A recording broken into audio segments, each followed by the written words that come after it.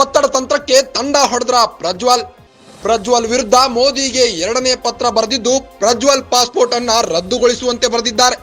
CM Siddaramaiah ಒತ್ತಡ ತಂತ್ರ ಹೇರಿದ್ದು ಇಕ್ಕಟ್ಟಿನಲ್ಲಿ Modi. Pen drive ಕೇಸ್ನಲ್ಲಿ ಬಿಜೆಪಿಯನ್ನ ಸಿಲುಕಿಸೋ ಯತ್ನ ನಡೆದಿದೆ.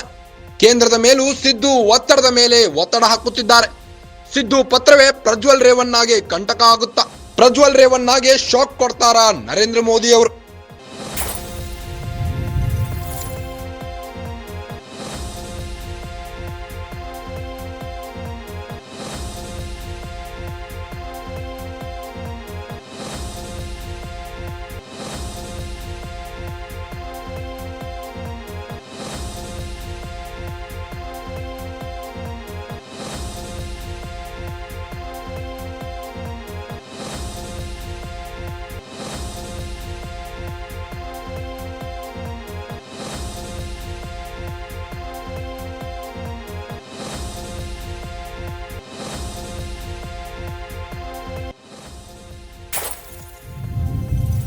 ಸಿದ್ದು ಒತ್ತಡ ತಂತ್ರಕ್ಕೆ ತಂಡ ಹೊಡೆದ್ರ ಪ್ರಜ್ವಲ್ ವಿರುದ್ಧ ಮೋದಿಗೆ ಎರಡನೇ ಪತ್ರ ಬರೆದಿದ್ದು ಪ್ರಜ್ವಲ್ ಪಾಸ್ಪೋರ್ಟ್ ಅನ್ನ ರದ್ದುಗೊಳಿಸುವಂತೆ ಬರೆದಿದ್ದಾರೆ.